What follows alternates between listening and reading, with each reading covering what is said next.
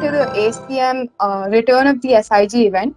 So, starting off, I will be briefing you about what ACM is and what the SIGs are, and then over to Arvind and his team to explain the rules of the contest and conduct the workshop and everything else. So, starting off, what is ACM? So, ACM is a US based international nonprofit organization and it stands for Association for Computer Machinery. So, in Amrita Bangalore, we are the student chapter of this association and we conduct a couple of events, workshops, and from last year onwards, we have started the SIGs, which stand for the Special Interest Groups. So, ACMW is the women's chapter. So, basically, this is mainly focused on increasing the participation of women in computer science. And we also organize a lot of conferences and talks. So in ASCB, we work to ACM and ACMW come under the FACE, which is the Departmental Forum of Computer Science, and work together. So, starting off with what the SIGs are special interest groups. And last year we had three SIGs, and web development was one of them. And you can see the statistics over here. So this time we'll be having the same lead, which is Arvind V. Nair, and also we'll be having two tracks, which is the beginners and the intermediate track. So I'm pretty sure the people who have attended the SIG last year are almost done with front end development. So they will be continuing with back end this time, and the beginners will start fresh from front end. So today we have four speakers. So we have Arvind, who is from fourth year CSC and is the DSC lead, and he has a lot of experience in conducting workshops and teaching web development, and has done a lot of projects and is a freelancer. And he's also a cloud computing and cybersecurity enthusiast. Coming to Vinayak is from third year EIE, and he also has done a lot of projects and interned with a startup to build their e-commerce website. And he specializes in HTML, CSS, and JavaScript. And also, Vinayak made the ACM and ACMW websites last year, along with Subhaharish.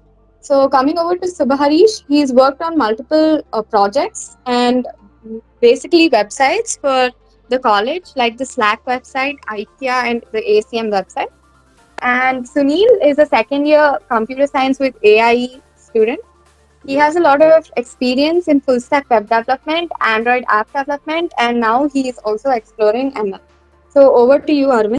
Thank you, Manasa. So I'm Arvind. I am the DSC lead, as Manasa mentioned. Along with me today, I have Vinayak, Subharish, as well as Sunil. And let's first get to know a few people behind the scenes who have actually worked in trying to make this event possible for you. So I am primarily into full stack web development and also cloud computing and cybersecurity. Vinayak is into full stack web development. He's also an Android developer and he's currently in love with JavaScript. Subharish is into front end web development, cybersecurity, and artificial intelligence. And Sunil is into full stack web development, Android app development, socket programming, and machine learning.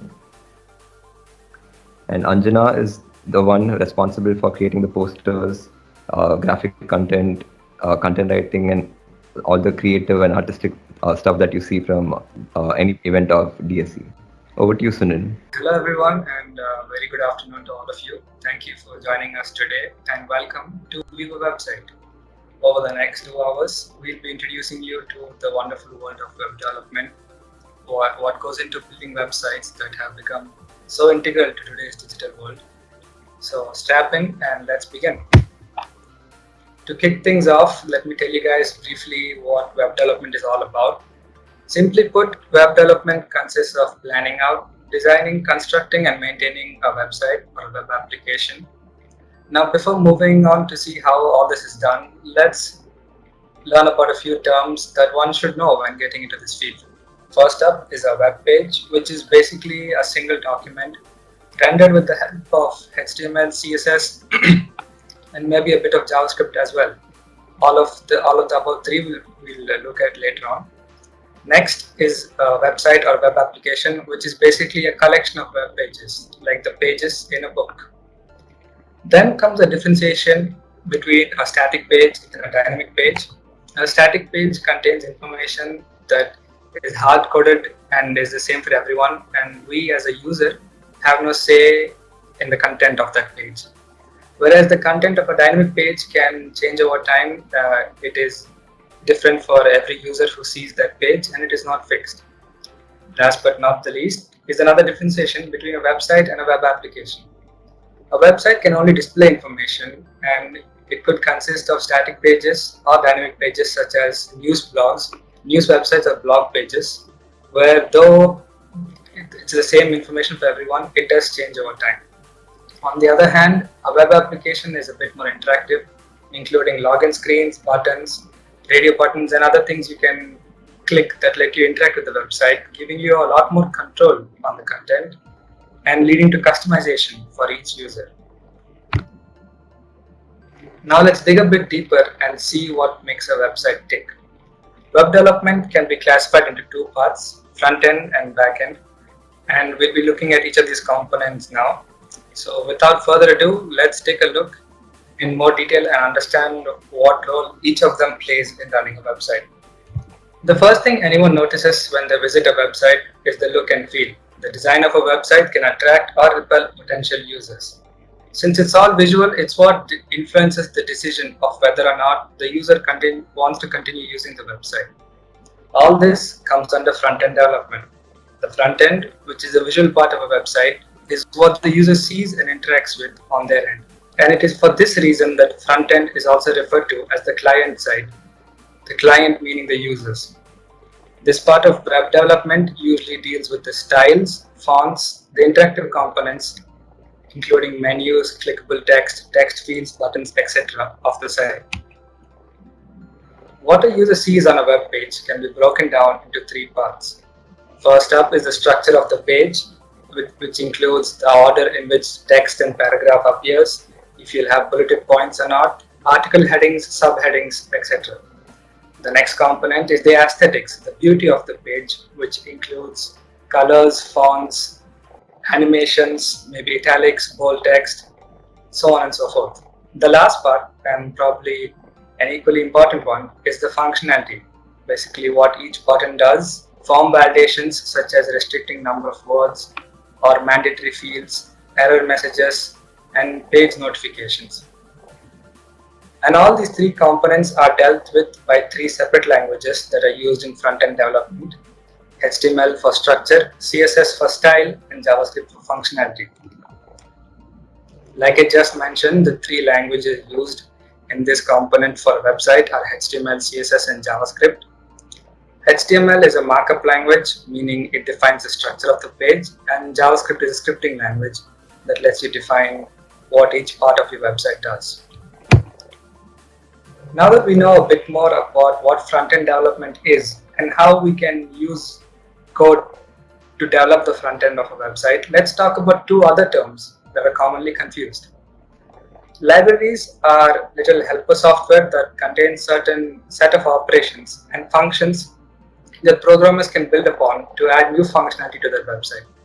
Think of them as toolboxes containing different tools, each with their own function, that we can use wherever we want and whenever we want in our code.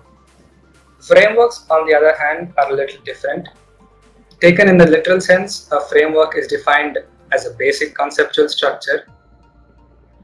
Explaining more on that, think of a framework as a blueprint of a house where all you have is a rough idea and what the house should look like, and you can build it with whatever materials you need. Just like with the blueprint, all you're in control of is the materials you build with, because the structure has already been decided, and that's the one restriction you have. The same concept applies to the frameworks we use for front-end development.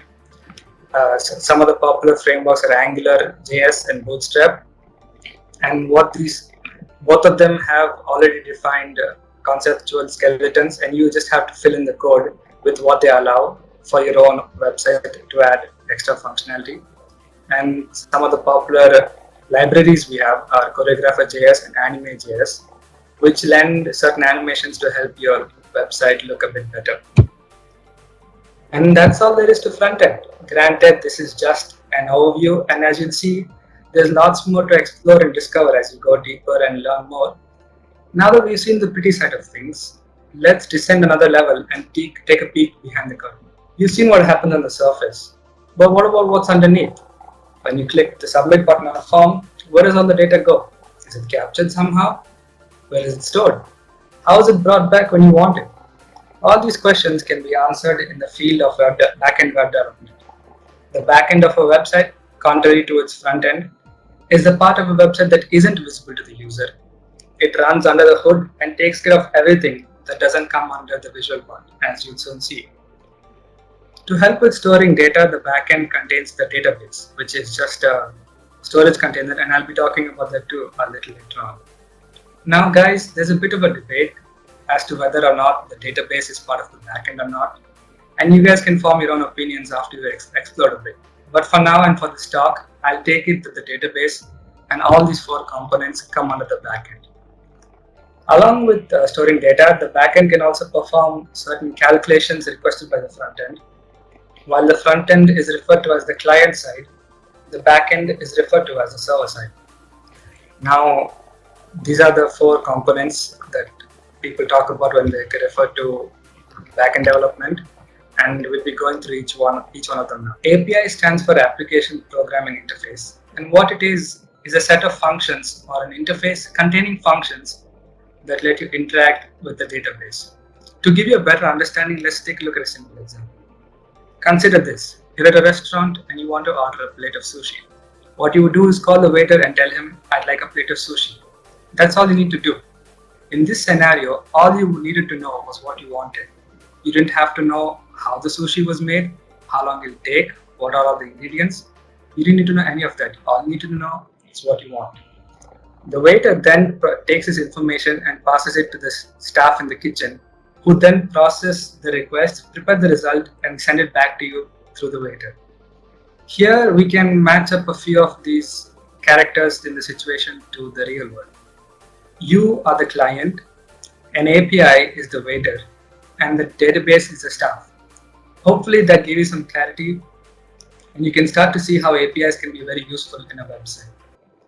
The way APIs communicate can be different. There are certain protocols, communication protocols that define how APIs should transfer the information.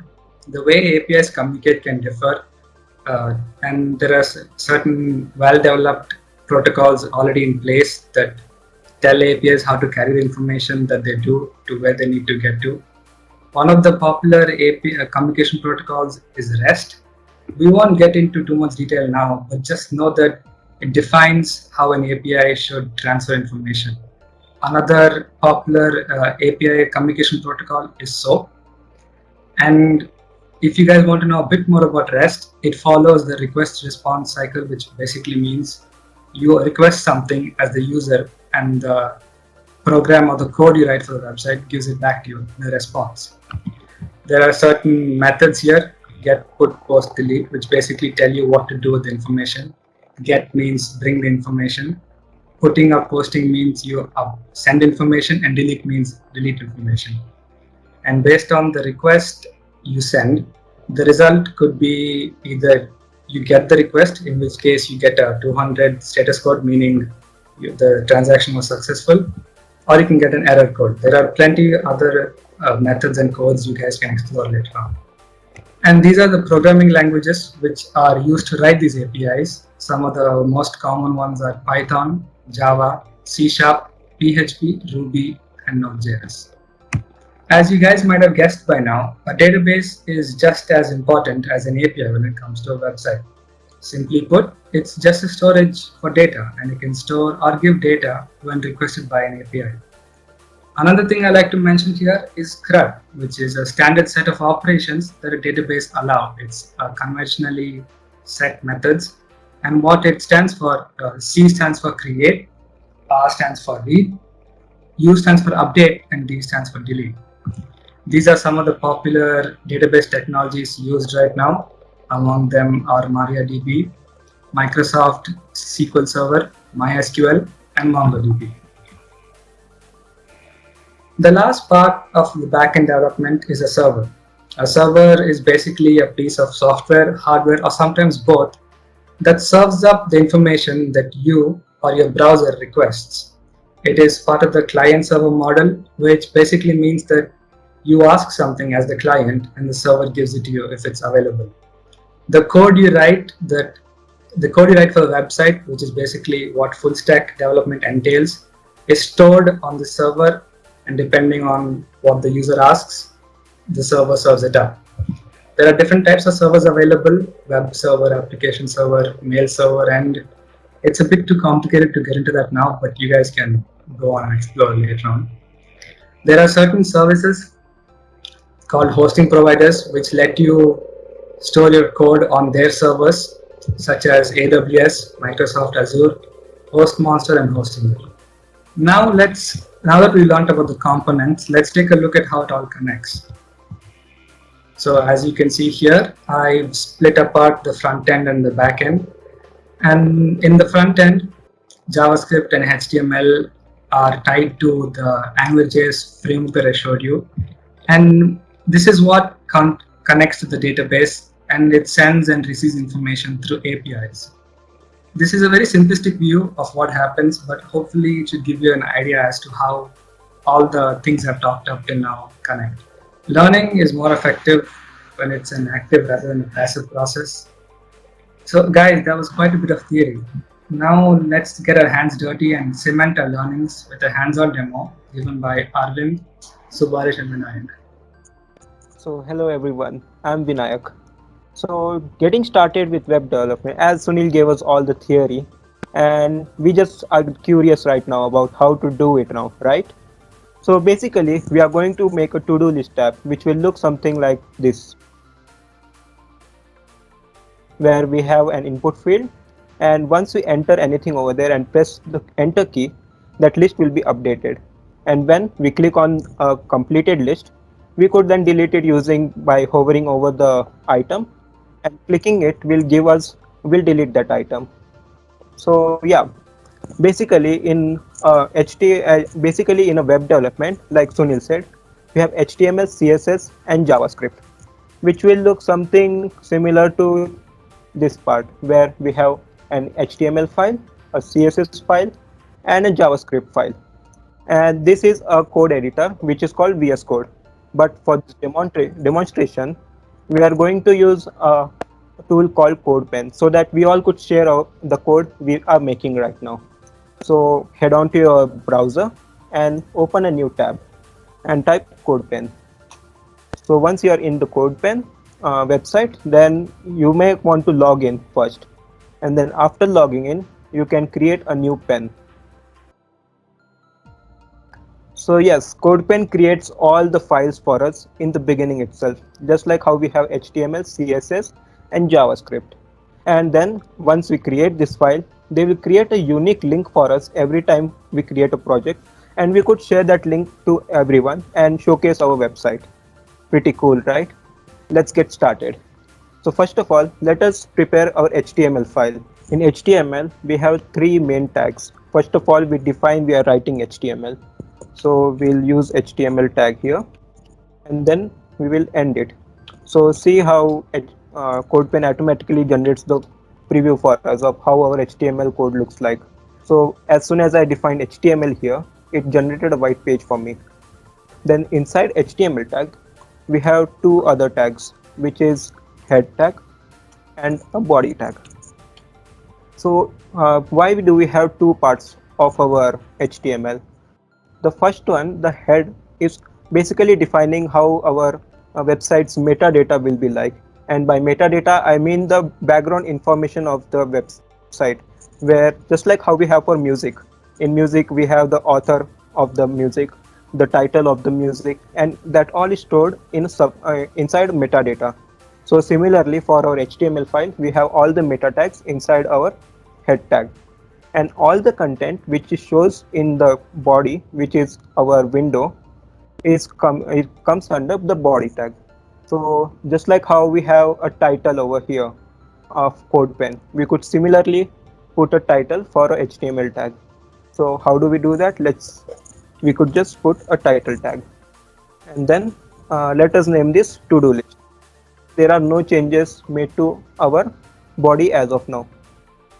Now that we have prepared our title, we need to also mention that we are linking this CSS file to our HTML.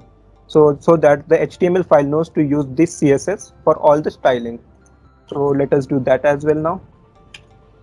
For this, we have the link command, a link tag, and then we could tell this that this link is actually a style sheet. So let us type style sheet, and then we could just refer our style sheets uh, path. So let us name this style.css, and then we could close this tag. Okay, so yeah, this is all What we is href? href is basically a reference to our CSS file. So in CodePen, it is actually creating a folder for us. So this is the path to the style sheet where the style sheet is present. So we use href for that. Vinayak, so the style sheet is the link, and that will, when you click on style sheet, it will take you to style.css, right? Yes. Oh, okay, all right. Now that is all in our head tag. Now let us move on to the body tag. So first, like I mentioned in the slides, we have an input field. So let us create an input field now. So we create input field by typing input, and then let's give it an ID. So basically, when we write our CSS or JavaScript, it should know which input we are. Let's say we have many input tags in our website, which is very common. So it should know which input we are pointing at. So that's why we give it an ID. So since we have only one input, let's give it an ID input. And then see, simultaneously the box is created for us where we could put our input field. And then let us say we want to have some text inside it, which shows that what input this is about. So let's add that as well. So this attribute of having a text inside a input field already is called placeholder, and then we could give in the text we want to have by default in our input field. So let us say enter your tasks, and then automatically it updates. Now let us close this tag. Notice that all the tags actually like let's say we have a head tag. So in head tag, since we have content inside it, that's why it has a separate closing tag as well. It has a separate closing tag, but for input it is a self-closing tag. That's why we put a slash after after when we are done entering the properties of the input field.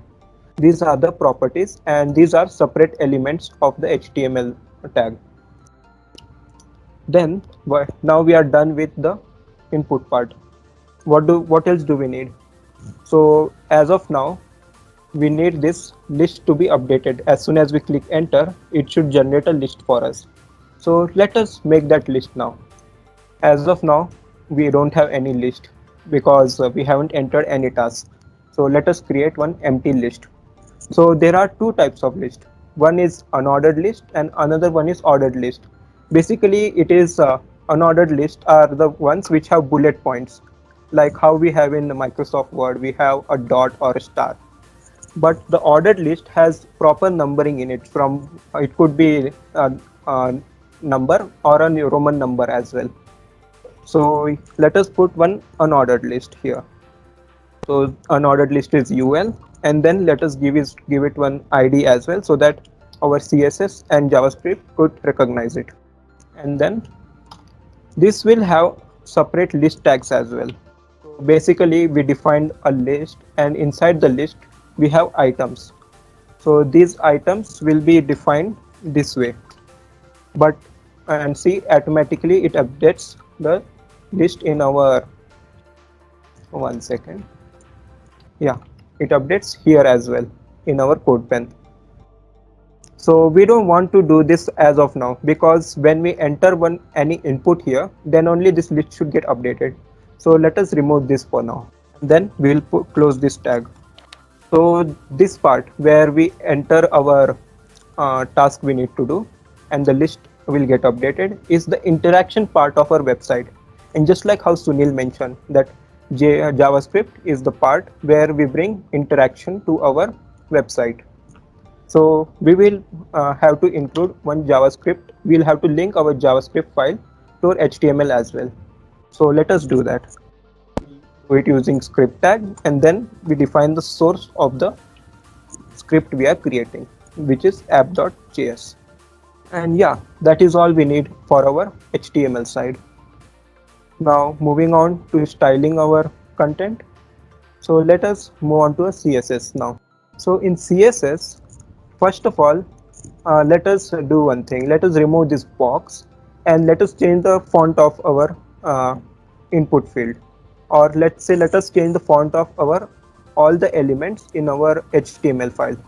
So to change the font of all the content in HTML file, we could simply select HTML and then we will open curly braces and then enter the properties we want to change. So this is how our CSS selector works.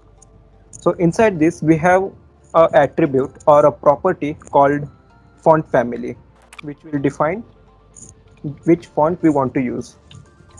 So as of now we want to use sans serif. Let's use sans serif as our font, and then let us align our text to the center as well.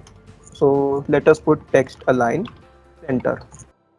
Yes, all our content is in the center now, and our font is changed as well. Now let us edit the body of our HTML file. Let us say we want the body to be only 500 pixels, which is around this box size. So let us define that. We could select the body and then we could enter the max width. And you may say, why max width? Because let us say if we have to decrease the size of our window, then it will decrease when we go less than 500 pixels. So that's why we are creating a max width, but we don't want the width to be more than 500 pixels. That's why when we increase it more than 500 pixels, it won't increase. That's why we define max width. And then since our list is also here in our list, let us center that as well. So how do we center that element? So we have something called as margin. In margin, we could have spacing defined around the content of our selector we have used. So we want it to be in the center. So that's why we'll just define the y-axis to be 0, which is the y-axis to be 0, so that it will get stuck, go on the top of our body will start from the top, and then we will put auto x-axis to be auto, and now our content is in the center. Now let us change how our input box looks like. So let us select the input. Remember that we had in our HTML file we used id for our input tag. So what we could do, we could select any input, any id using the hash selector. So hash is used to select any id. So we will put hash and then the name of the id.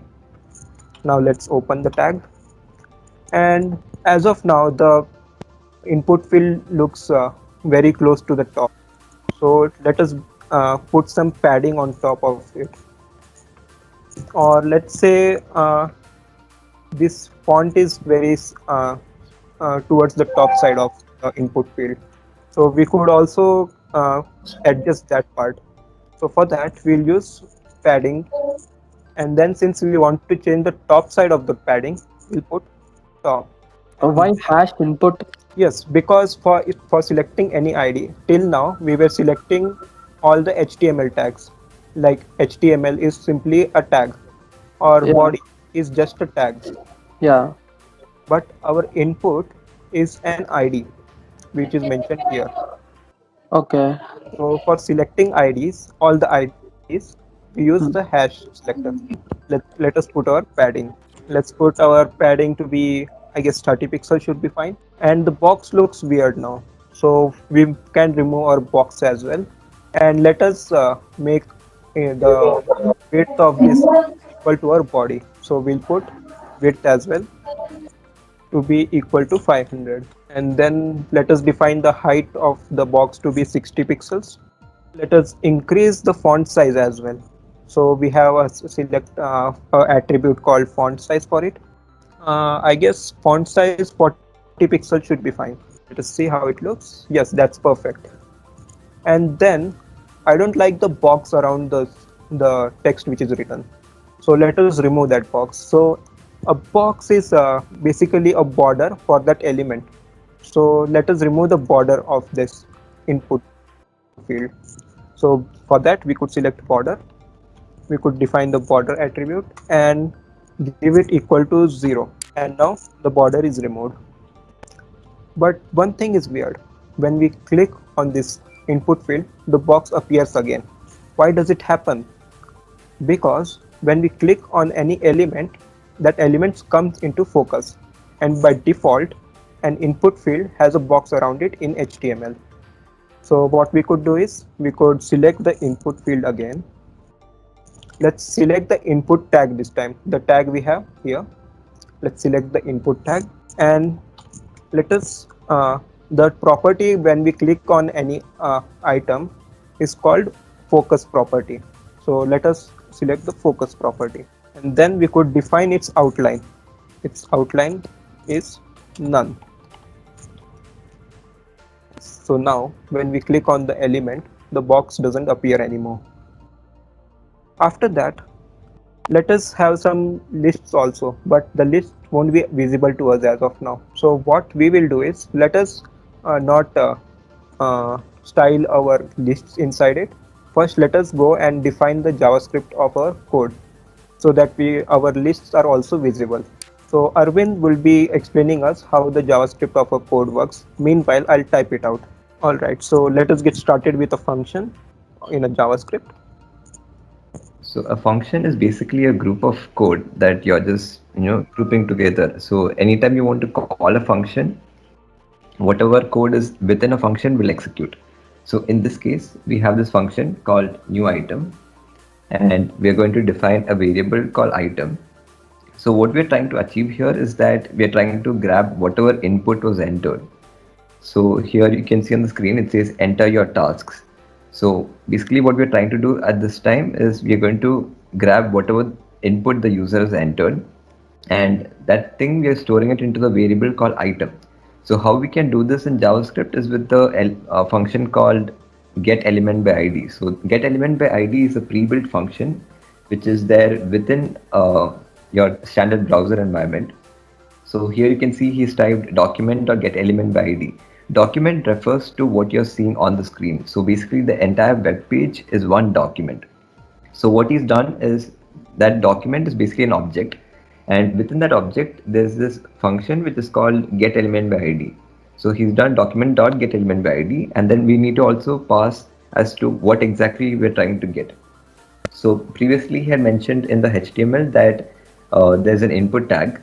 So what we're trying to achieve here is grab that particular input tag, and we need the value of the tag, not the tag in itself. So that's why he's put document.getElementById dot value. So now that we have the value, we are assigning it to item, which is a variable. After that, we need also the list. So likewise, he's put a variable ul equals document.getElementById list. And similarly, we need the list item also, which is represented by li. So ul is an ordered list, li is the list, and item is the input tag's value.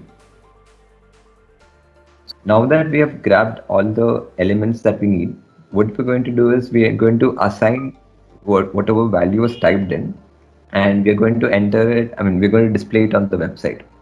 So you can see that we have grabbed the input value and as well as the list. And now we are going to create each item. Like the line number 3 doesn't have dot value. You can remove that dot value. What is UL for again? Yeah, so UL is basically unordered list. So it's like you have each list item, but then you need to store each list item somewhere. So you're grouping all these list items in one list. So in our case, this is an unordered list. So that's why we are using the UL tag. If it's an Oh, ordered okay. list, it'll be the OL tag. Oh, okay. Thanks. Yeah. So now that we have grabbed all the input, we need to create each thing. So the get element by ID is basically used to get some element within a HTML document with its specific ID. And in our case, it is input. And now that we have done that, we need to create it, and that is done using the document.createElement method. So because we have the unordered list, we are going to add on to that. So that's why we are using document.createElement li. So this li is created within the unordered list, as you can see now. So append child basically means that you're appending something, some entity towards the end of it. So because we already have an unordered list that we have, what we are doing here is that we are appending this list item towards the end of it, so that whatever we are entering always enters at the end of the list. And document.createText node basically is used to add some text to some HTML entity. So for example, let's say you have your body tag and you want to add some text to it, you would do document.createText node for that particular entity. And you can type whatever text you want. And apart from that, if you want, like, let's say a variable that you want to increment in a for loop or anything like that, all that can also be done. So in this case, you can see that we are doing document.createText node, and then we have that hyphen, which is just used to denote that it is a list. And then we're doing plus item because the item basically contains the value. So what is happening here is that whatever the person has entered, it is as like, because we stored it in the item tag, I mean item variable, we are just appending it here. And now that we have the list item that we have created, we need to add the list item to the unordered list, which is what we are doing in the next line, which is ul.append child of li. So that is the sixth line. Once we have done that, we need to clear the input tag, because otherwise it'll still be left in the enter your task page. So because we need to clear it, we are just setting that particular input's value to nothing. So that is what is denoted by the empty double quotes. And once we do that, we can also remove a particular thing. So for example, if the list item, if any of it is clicked, we need to also remove it from the list. So that's why we are doing li dot onClick equals remove item. So onClick is basically a function that is again pre-built within JavaScript that is triggered each time you click something. So in this case, we are assigning it to li. So anytime you click on any of the li elements, this onClick is called. So what this onClick is supposed to do is it's calling remove item. So JavaScript is a very flexible language. So even if you don't put the brackets, you can still call it. So li.onClick equals remove item basically calls the remove item function, which is there towards the bottom. And now that that is done, we need to also trigger this function. Just creating a function in itself wouldn't call the function. So we need to somehow trigger this function. So that is what we are doing on the 11th line. So there are other properties associated with the document object. So one such thing is document.body.onKey. So what we are doing here is each time there's a keyboard entry, this particular event gets triggered, and this is applicable on both your laptops as well as your mobile phones. So when you're doing on key up, the particular key, each letter on your keyboard has some code that's associated with it. So that is being captured. So when we capture it, we can get to know what kind of key it is, and if it is a particular key, we can take some appropriate action towards it. So what we're doing here right now is that I'm going to type something and enter your task, and then each time I press enter, I want it to be saved in the list. So that's why we need the enter key. We don't need any other key because the input is anyway stored in the item variable that we declared previously in line number 2. So now we only need to capture the enter key.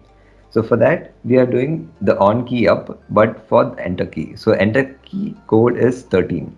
So that is what is happening in the next line, which is line number 12. So we are putting an if condition, and we're checking if the key code is equal to the value 13. So 13 is a number there. That's why there's no quotes. So if it is equal to 13, then we are calling the new item function. So why we are doing this if condition is because until then, whatever the user is typing, it should be within that text box itself. So it shouldn't get triggered on every key press.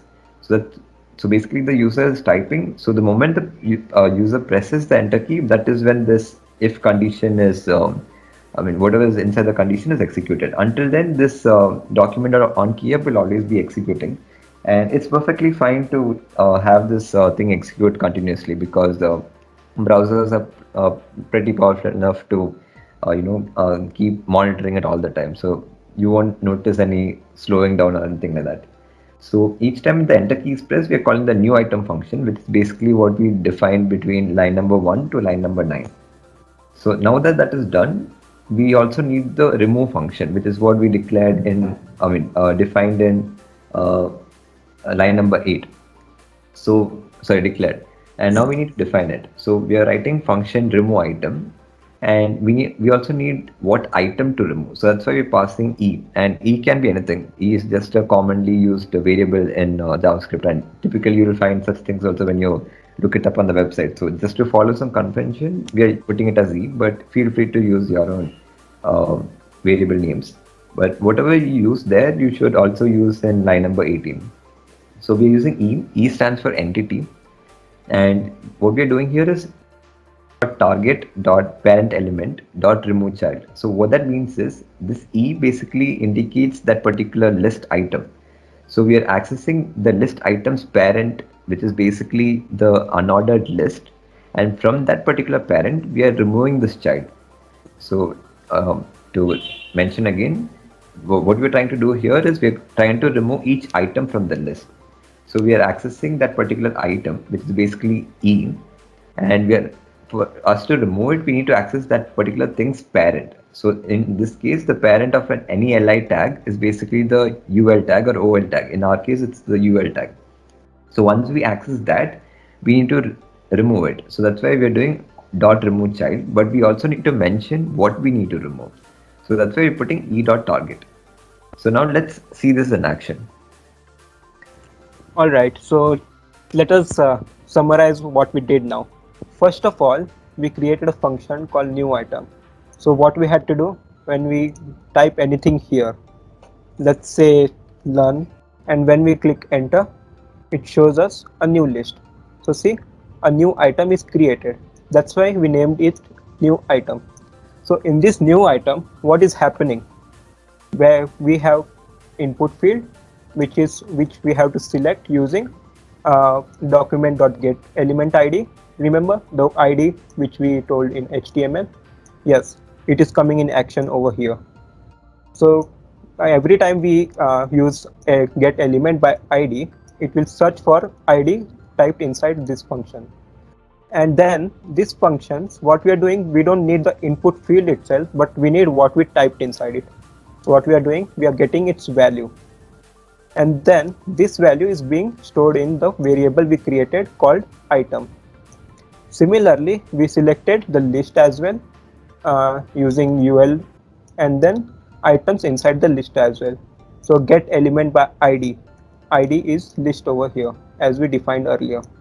And then we have to create new element inside this, as we told, li tags we have to mention here. That is being created by JavaScript using the create element function.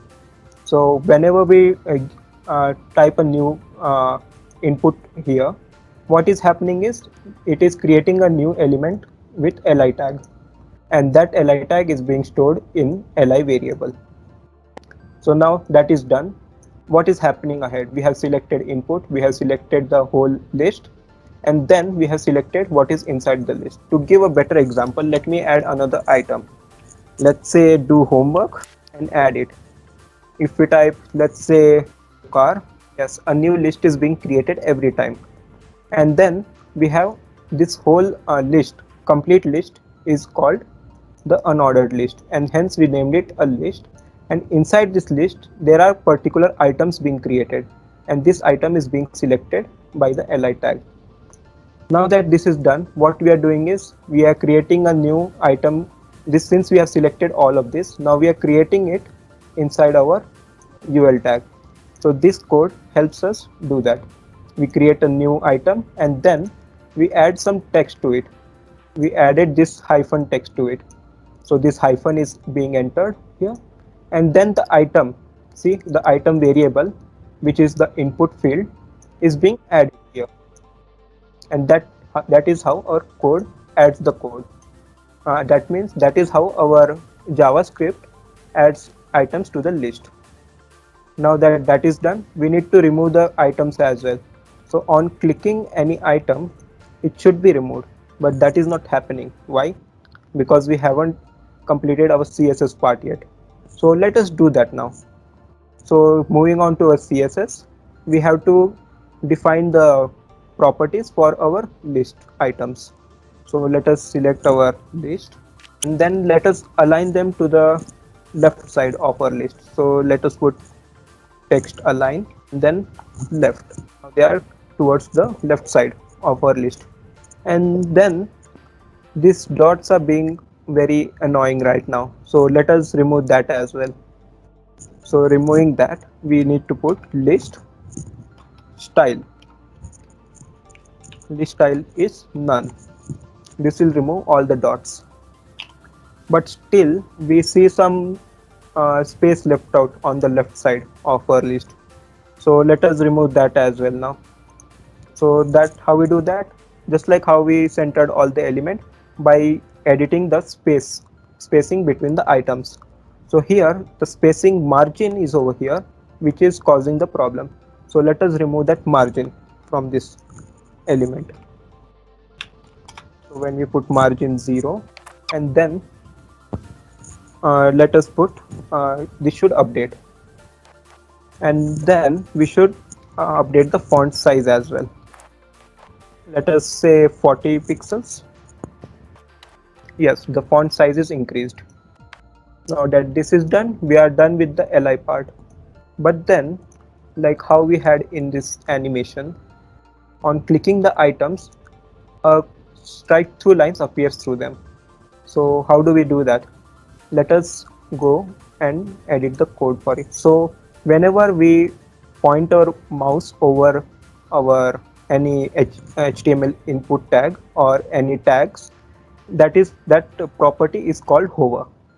So let us do that. Let us select list, and what happens on hover.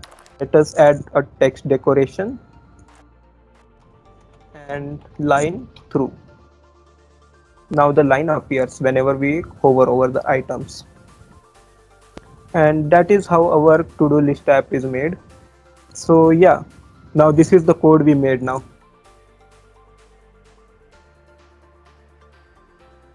Arvind, why did you put that equal to 13 in one line of code? Yeah, so basically every key on a keyboard has one particular code associated, I mean, like one particular number that's associated with it.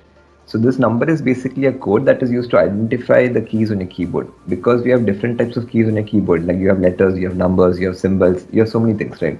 So to identify each key uniquely, we have this particular number. So the 13 corresponds to the enter key. Okay, so that means like when you press that key, okay, so like when you press the enter key, it should like stop, it should take in that value. Yeah, so every time Okay. you're pressing the enter key, the key code value becomes 13. So that is when that if condition executes. If the if condition doesn't execute, it just moves on to the next line of code, just like your typical programming languages. In this case, we don't have any next line, so it just keep listening to whatever key is being pressed. Oh, okay, thanks. So Rupak is asking in the chat, which button do we click for it to enter the word in the list? So you can just press the enter key. You don't have to press on any button, or just click the enter key on your keyboard. So Pranav is asking, what if I press a combination of keys? Will it register a separate number for the combination, or just register the last key? So basically, JavaScript is very fast, and what happens is for each key that you press, it gets detected. So basically, at any given time, whatever is the currently pressed key is what is being stored. So it's like a continuous flow. So if you keep typing keys on a keyboard, it's like a continuous flow of numbers. So each time you get the next thing. So ultimately, you will end up with all the keys on your keyboard. There are certain keys on your keyboard which the browser can't access. So that varies from system to system, but typically it's your function keys. But remaining all the keys, your browser can access. So it's like a stream of data. So basically, any key that you press, irrespective of how many times you press, or even if you're pressing it continuously, it will still be accessible. So for example, if I press and hold down the enter key, it will be a continuous stream of code 13. Whereas if I keep like smashing my keyboard, it'll be whatever key codes for the corresponding keys that I pressed. So yeah, that's it for today. So what we have done today is we have given you a basic overview of HTML, CSS, and JavaScript. We tried to build a to-do list app.